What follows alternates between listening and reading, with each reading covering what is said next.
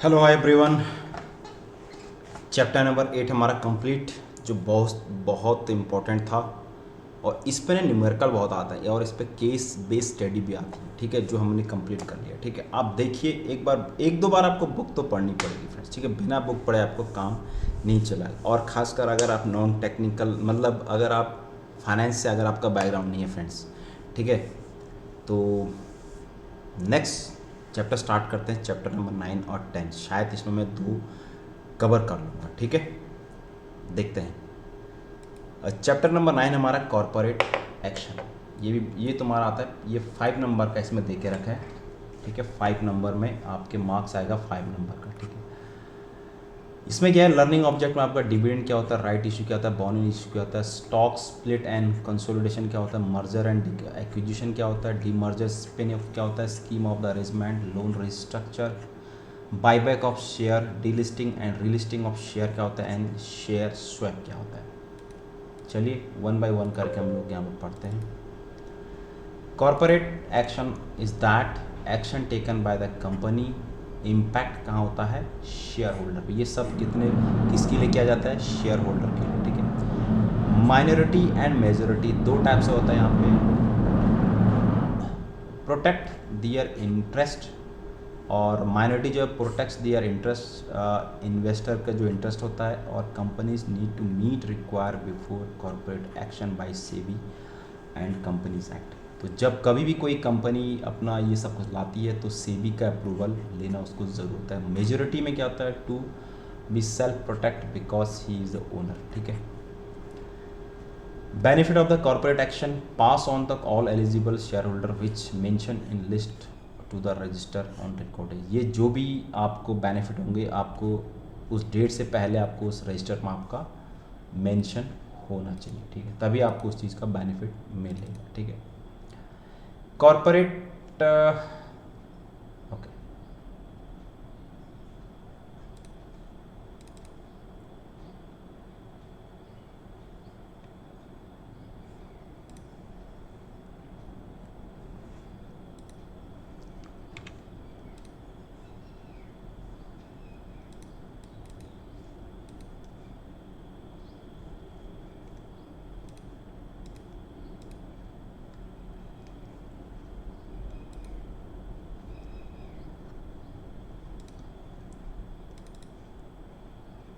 Chapter number 9 था ना।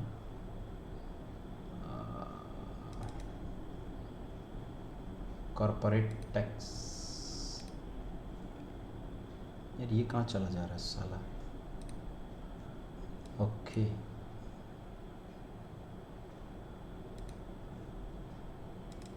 Okay ठीक है।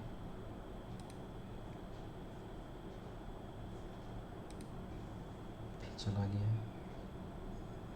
एक सेकंड फ्रेंड, ये आपका, अच्छा ओके, ये यहाँ चला जा रहा है। एक सेकंड,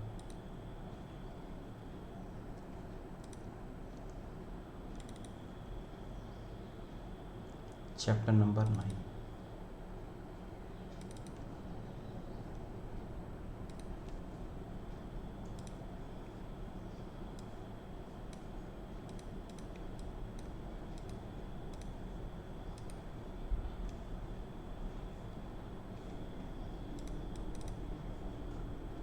चैप्टर नंबर 9 में ये, एक सेकंड, एक बार मुझे कंप्लीट इसको क्लोज करना पड़ेगा फ्रेंड्स, है ना।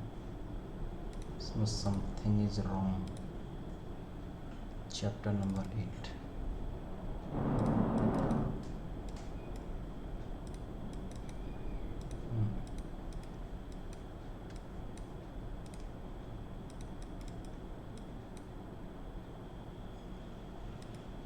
समथिंग इज समथिंग, कुछ तो हो रहा है यार फ्रेंड्स। एक सेकंड, ओके, ये ऑलरेडी यहाँ पे एक्चुअली है, इसलिए नहीं खुल रहा है ना। Okay, dividend. ठीक है, dividend part of profit. Dividend क्या होता है, पार्ट ऑफ प्रॉफिट। ठीक है, बैलेंस शीट या पर लाइबिलिटीज़ और एसेट्स। ये क्या होता है, आपके लाइबिलिटीज़ में होता है। प्रीवियस प्रीवियस ईयर प्रॉफिट या फिर करंट ईयर प्रॉफिट, इसको हम फ्री रिजर्व में बोल सकते हैं। ठीक है, ये सब जो बैलेंस शीट में होता है आपका डिविडेंड, वो आपका लायबिलिटी सेक्शन की तरफ होता है। ठीक है, एसेट्स की तरफ ये नहीं होता है। प्रॉफिट आपका यहाँ पर री इन्वेस्टमेंट या फिर हम ग्रोथ इन फ्यूचर, ठीक है, और या फिर हम पे डिविडेंड, जो हमारा प्रॉफिट हुआ है उसको हम लोग यहाँ पे dividend, pay dividend to be declare in rupee per share, not in percentage of face. पहले ही होता था लेकिन बाद में ये चीज़ अभी रुपी पर शेयर में कर दी गई। ठीक है, पे आउट रेशियो क्या होता है, डिविडेंड पर शेयर अपॉन और अर्निंग पर शेयर। ठीक है, पे आउट रेशियो मतलब DPS, dividend per share earning, इस पे न्यूमेरिकल आता है। और right issue, right issue company need money, अगर हम राइट कंपनी को फंड चाहिए, कंपनी तो रेज करेगी फंड मनी, या तो डेट से करेगी या फिर इक्विटी से करेगी, dilute the control of the existing share holder. ठीक है, ये केवल उसके लिए है जो एग्जिस्टिंग शेयर होल्डर के लिए होते हैं, उनको हम लोग राइट इशू बोलते हैं। ठीक है, control dilution before company, total issue अगर इतना किया इन्वेस्टर इतना आया, after the company total issue इतना आया तो इन्वेस्टर इतना हो, but control will be 5%। Right issue क्या होता है, prevent dilution, you can buy first preference given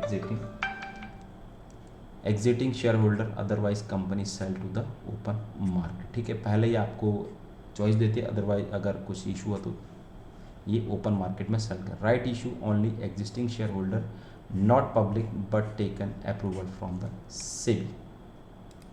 ठीक है, बोनस इशू क्या होता है, बोनस जैसे हम लोग डिविडेंड कैश की जगह हम लोग शेयर में दिया जाता है। ठीक है, या ये भी आपका लायबिलिटीज में की तरफ आता है। Equity share cap reserve, issue share, bonus share, issue from the reserve, एक जेब से दूसरे जेब की तरह आपको दिया। No change in the wealth और शेयर होल्डर, उसकी वेल्थ और शेयर होल्डर में कोई चेंज नहीं होगा। ठीक है, जैसे बिफोर यहाँ पर बोनस शेयर यहाँ पर 1000 शेयर है, मार्केट का प्राइस 10 रुपीज़ है। बोनस शेयर यहाँ पर 1/2 दिया, 1/2 share, 1 bonus share for the every 2 share, 1 bonus share for every 2 share. ठीक है, 1 for 2। ठीक है, जैसे यहाँ पर आफ्टर, और आफ्टर में क्या हो जाएगा, इसकी जो वैल्यू है ये डिवाइड हो जाएगा, टोटल शेयर यहाँ पर इतना हो जाएगा, टोटल जो शेयर है 1/2। ठीक है, और मार्केट यहाँ पर जो प्राइस हो जाएगा, यहाँ पर प्राइस जो हो जाएगा, यहाँ पे टोटल प्राइस 2/3 और ये टोटल आ जाएगा 6.55 के आसपास। इसको आप देख लीजिएगा। ठीक है, कैलकुलेशन में इतना डीप में कैलकुलेशन आपको नहीं समझा सकता। ठीक है,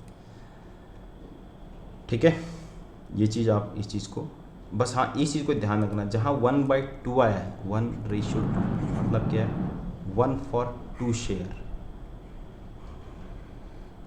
ठीक है, 1 bonus share for every 2 share.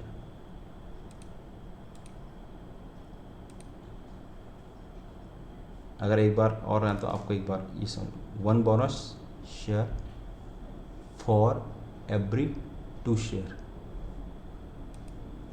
Stock split क्या होता है, स्टॉक स्प्लिट मतलब कि बड़ा, कभी कभी क्या होता है कि जैसे तुम्हारा MRF का शेयर है इतना बड़ा होकर, कभी कभी क्या होता है जब बड़ा शेयर होता है तो उसको हर कोई सोचता है इतना बड़ा शेयर कैसे लूँ यार, इसको छोटा हो तो मैं, तो यहाँ पर साइकोलॉजी भी काम आ जाती है। ठीक है, तो higher price convert into lower price, MRF share इतना share where price is very high, relation are the less and also the liquidity issue, इसमें लिक्विडिटी का भी इशू आता है। स्टॉक स्प्लिट एक शेयर पे 100 शेयर दे देंगे, जैसे एक शेयर पर 2 था ना, यहाँ पर एक शेयर पे 100 शेयर, 1 for 100। तो ये सब use for the bring heavy volume for the trading. Share consolidation क्या होता है, रिवर्स ऑफ स्टॉक स्प्लिट के अपोजिट में होता है। जैसे 5, किसी के 5 शेयर है 5 है, तो 5 शेयर की जगह हम लोग 1 शेयर कर देंगे, उसकी जो वैल्यू, ठीक है, यहाँ पर जो वैल्यू आ जाएगी उसकी वैल्यू में कोई चेंज नहीं आएगा, बट उसका जो शेयर है वो शेयर की वैल्यू कम हो जाएगी। ठीक है, पार वैल्यू बढ़ जाएगी। मर्जर एंड एक्विजिशन, ये इंपॉर्टेंट है, सभी इंपॉर्टेंट है। मर्जर मतलब क्या होता है कि ए कोई कंपनी है, बी कोई कंपनी, यहाँ पर सी कोई कंपनी क्रिएट हो जाएगी। मर्जर मतलब शादी मान के चलो, एक लड़का एक लड़की वहाँ पर एक न्यू एंटिटी स्टार्ट हो गई है, ठीक है। वोडा और आइडिया दोनों मिलाकर एक कंपनी बन गई, ठीक है। एक्विजिशन क्या होता है, जैसे एक्विजिशन जैसे यहाँ पर रिलायंस कंपनी है, ठीक है। रिलायंस कंपनी, तो रिलायंस ने यहाँ पर जियो को या किसी कंपनी को टेक ओवर कर लिया, तो लेकिन वो रहेगी रिलायंस की कंपनी, ठीक है। A+B is equal to A, ठीक है। एक्विजिशन, अंबुजा सीमेंट, ये सब कुछ। कंसोलिडेशन क्या होता है इसमें, कंसोलिडेशन मतलब क्या होता है कि different company convert into one, ठीक है। जैसे A+B बराबर C+ न्यू एंटिटी, ठीक है। A+B कोई कंपनी है, बहुत सारे company C+ convert into one, ठीक है। स्पिन ऑफ क्या होता है, स्पिन ऑफ में होता है opposition of the consolidation, spin off opposition of consolidation.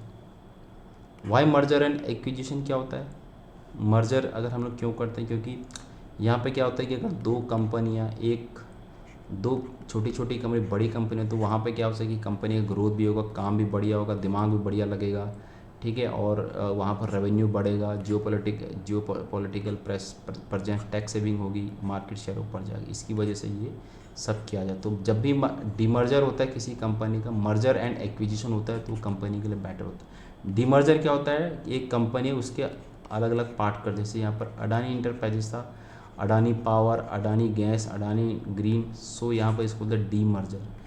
तो अब वो इसीलिए उसको भी फंड को रेज करना है, ये कंपनी अलग है, ये कंपनी अलग है, ये सोचने का तरीका, लेकिन है कंपनी, तीनों पेरेंट कंपनी एक ही है, ठीक है। लोन रिस्ट्रक्चर क्या होता है, लोन रिस्ट्रक्चर मतलब क्या होता है कि कभी loan taken from the bank, ठीक है। जैसे किसान या फिर विजय माल्या होता है, आओ भाई इसने लोन लिया, ठीक है भाई, कभी कुछ ये अगर नहीं दे पा रहा है भाई बीच में आओ, ठीक है, और कहीं बीच का रास्ता निकालते हैं, थोड़ा आप कम करो, थोड़ा मैं कम कर रहा हूँ, और थोड़ा ये कर आके इसको लोन रिस्ट्रक्चर करते हैं, ठीक है। बायबैक ऑफ शेयर क्या होता है कि कंपनी का बायबैक शेयर होता है, ठीक है। ये भी कंपनी में ज़्यादा इम्पैक्ट नहीं, extra give premium to the investor, company reverse, company अपने उनको ही खरीद लेती है उनको, तो ये भी कंपनी के लिए बेटर होता है, इसमें कंपनी का शेयर अच्छा खासा भागता है, ठीक है। डीलिस्टिंग और रीलिस्टिंग क्या होता है, डीलिस्टिंग मतलब क्या होता है कि permanent removal for the share, it may be compulsory और voluntary, in case of the compulsory as per the company rule, और in case of the voluntary on private, अगर ये कंपलसरी बेस पर तो कंपनी के रूल से होगा, और वॉलेंट्री हो तो private. Only voluntary delisting has to happening to SEBI के हिसाब से लेना पड़ेगा। Promoter hold cross 90% in voluntary case में। If a company is delisted with share still held by the public, the such shareholder should be right to sell the share of promoter, ठीक है। इसमें वो promoter को cell कर सकता है। Relisting कब होगा, 5 year after the in case of the voluntary, और 10 year after the delisting of the compulsory delisting. Share swap क्या होता है, शेयर स्वैप मतलब होता है कि exchange of something. Share swap means exchange one set of share with the another set of share. Term share swap is often used during the merger or acquisition of a company when acquiring company to its own stock in case of the purchase of business, ठीक है। तो ये था इसमें आपका delisting का, और यहाँ पे हम लोग अभी आते हैं चैप्टर नंबर 10 में हम लोग आ जाते हैं। यहाँ पे चैप्टर नंबर 10 में क्या है, यहाँ पे हमारा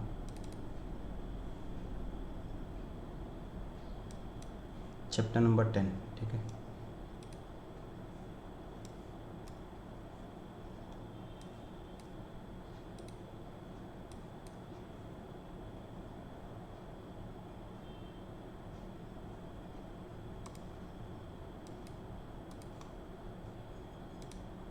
वैल्यूशन और this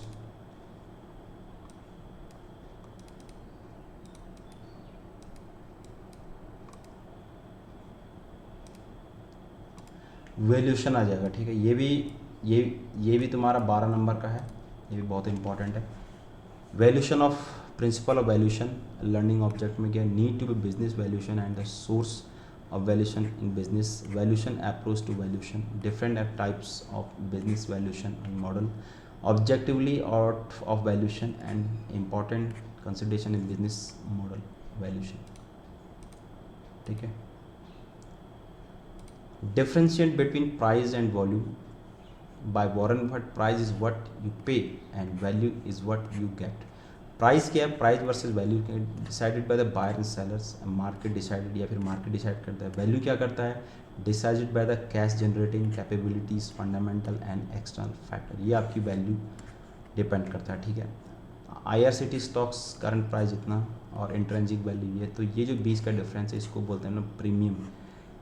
premium due to the limited not other companies. ठीक है. जैसे कभी प्राइस का जो इंट्रेंसिक वैल्यू होता है, अगर प्राइस उसके ऊपर जा रहा है तो हम लोग लिमिट उसकी हम क्या करते हैं, प्रीमियम देते हैं. ठीक है. Why valuation is needed is required, buying of a business a part of the investment, selling a business a part of investment, merger and acquisition, sell initiative, fair treatment to different set of stakeholder in case of this equity swap arrangement, regulatory, RBI and UB.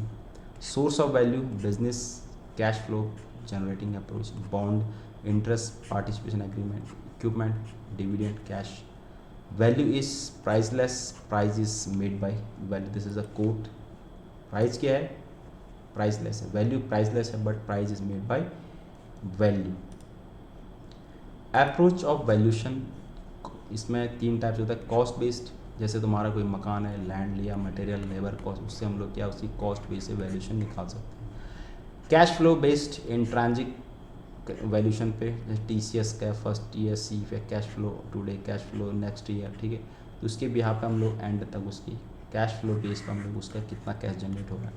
Selling based valuation मतलब कि relative price, float on the 16 floor, जैसे ये floor है, compare with the other, just first floor, second floor, third floor goes to, कि इसका price अलग हो, उसका प्राइस अलग हो.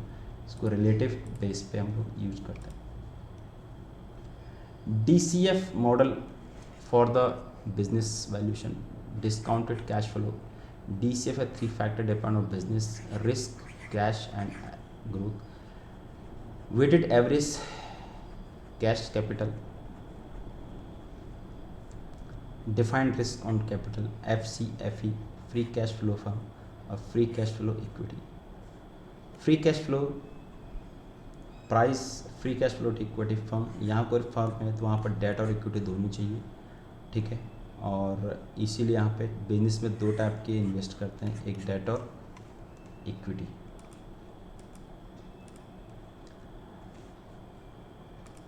फिर जो भी पैसा आएगा उसको हम लोग यहाँ पे उसको री इन्वेस्टमेंट करते हैं फ्यूचर ग्रोथ के लिए. ठीक है. तो फ्री टू कैश फ्लो हमारा ये आ जाएगा, एबिट, री इन्वेस्टमेंट या तो फिक्स कॉस्ट, फिक्स एसेट आ जाएगा, और वर्किंग कैपिटल. ठीक है. FCFE का फॉर्मूला है एबिट 1 माइनस